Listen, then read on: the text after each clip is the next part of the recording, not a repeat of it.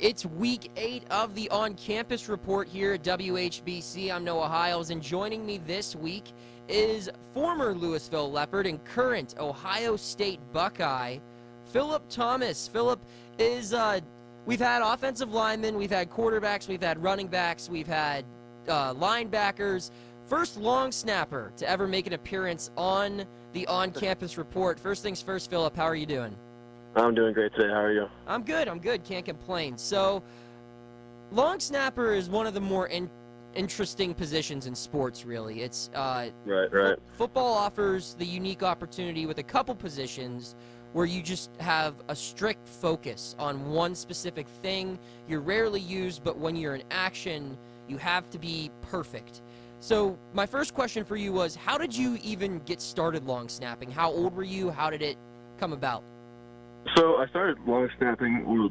I started the idea of long snapping in the 8th grade. My dad was a huge Notre Dame fan. He got the blue and gold magazine from Notre Dame or whatever, and he read about this long snapper named Scott Daly. And we read more about him, and we decided that could be something we could be interested in. And I actually reached out to Scott. I think it was Facebook. And he told me, what camps to go to, and I found this guy named Rubio. And Rubio is a long snapping guru. He's out of Lewiston, Idaho, and he does camps all around the United States. He's very, very well known right now. He's the authority in long snapping. And so my dad and I decided, well, let's give it a shot. And we went to a few camps, and Rubio came up to us. His name is Chris Rubio. And Rubio came up to us, and he was just like, Phillip has a lot of potential with long snapping. The dream is definitely there for Phillip to snap in college, and we just took that and ran with it. So did you play other positions in high school football, or were you just strictly long snapper? I was a long snapper and a center. Okay. And did you start at center, or was that just like your backup thing where you primarily a long snapper? Yeah, I was primarily a long snapper. And did you enjoy that, just having that? I mean, because that can be a lot of pressure. Oh, I love it. All right. So talk to me. I read about how you were discovered by Ohio State at a camp. Tell me about that experience and how exciting that was, considering both of your parents are Buckeye alumni, right? Right, and my brother's also in dental school at Ohio State currently. So, so I was at a camp in I think it was Dublin, Ohio, and I won this snapping competition. And then that kind of put me on the radar. It was a FBU camp, and that kind of put me on the radar. And I started talking to the walk-on coordinator there. And it just went from there, and I went on a few visits, and it was December 1st, 2015, they offered me a preferred walk-on, and then the walk-on the next fall. Was that your only option to long snap? Were other schools talking to you as well? Take me through the recruitment process for a long snapper. So a lot of guys get recruited late in their late junior year, early senior year. So long snapping and a lot of special teams, they get recruited and offered their towards the end of their senior year, because it's not a huge position to get recruited for. So I was talking to I wanted to stay in Ohio. I was between Worcester, Miami of Ohio, and Ohio State. And obviously I picked Ohio State because it's, just my dream school. My parents went there, my brother's here, and it just felt natural to come here. Yeah, I mean, who doesn't want to be a Buckeye, right? Right. All right, so I was, like I said, preparing for this interview, and I came across your highlight tapes, and let me tell you, they are electric. How do you decipher what long snaps to put on a highlight tape? Or do you just put every single one of them on there? Or is it just after the game you think, okay, that the first snap of the game, the third snap of the game, and the fourth snap of the game were my best, I'm going to put those 3 on the highlight tape? Well, obviously you want to put your best, and what qualifies a good snap from a bad snap is obviously placement, but also speed. So a college snapper can snap a ball in roughly 0.7 of a second from the time the snapper flinches to the time the ball hits the punter's hands. The optimal placement is like the lowest rib is in like the region from the lowest rib to like mid thigh. So obviously I put a lot of those snaps on my highlight tape from high school, and also I put some bad snaps on there just to show how I reacted. Okay. To not having a good snap, and I can keep my cool when things don't go my way.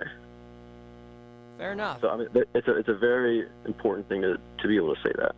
Okay, so now that you're at Ohio State, you've been there for a couple years. You're used to the routine, I'm sure. Take me through a day in the life of an Ohio State long snapper as far as practice goes. What do you do? Well, it depends on the day. So. Okay. Let's see, practice today, or Thursday. So Thursday practice, the Thursday of my life is, I'll wake up, go to class, and I'll get to the Woody Hayes Athletic Center around 12:30, talk with the guys, eat, and get a little something to eat, get dressed, put on my pants and like my practice pants and anything else I need, and then I go into meetings. We're in meetings for about an hour or so, and then I come up. We get out of meetings, and I go stretch and get ready for practice. Put my pads on, and we go practice. And I'll snap probably about 20 balls before practice, and then we'll have our punt period, and I'll snap for that, and then I do a little bit of scout field goal. And after that, we're pretty much done for the day, snapping-wise. So my whole entire practice is really based on the first 15 or 20 minutes of practice. And then after that, wherever the specialists are needed throughout the rest of the practice, we help with the other position groups, like running routes or something like that. Okay. So I always kind of wondered like that, because I know there's no way they would just let you stand around like for a whole season. Like, I was just wondering what you did. Yeah, some teams actually let their specialists like go back in the building and like just hang out or do homework until they do your team period at the end of practice. But we don't do that. We typically try to help as much as we can and work on our craft every day, even when no one's watching. All right. So another question related to Ohio State. Who liked long snappers more, Urban or Coach Day? Oh, I like. From my point, I'll tell you my point first. I like both coaches a lot. That's for sure. But they just have a little bit different coaching style. I think Coach Day is a little bit more personable with the players, and there's no right or wrong. They're both phenomenal coaches, phenomenal human beings. Can't say enough good things about them. But I think that's kind of a hard question. I think that Coach Meyer was a little bit more special teams oriented. Okay. He spent a lot more time doing special teams. But both coaches are phenomenal. I loved playing under both of them. So you've been you've earned this very unique opportunity that I'm sure thousands and thousands of people would love to have. And absolutely. There's long snappers all over the country who would love to, walk on and long snap for the Buckeyes. How do you continue to set yourself apart where you're not the top guy at the depth chart? I see the starter has been there for like 3 or 4 years. He has, been a part of the team and everything, but you hang around, you're there, and you contribute in different ways.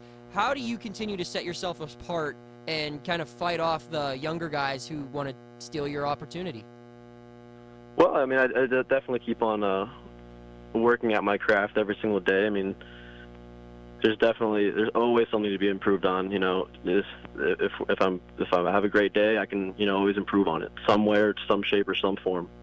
There's always a way. But also, a lot of it is like motivation. I think that, like you said,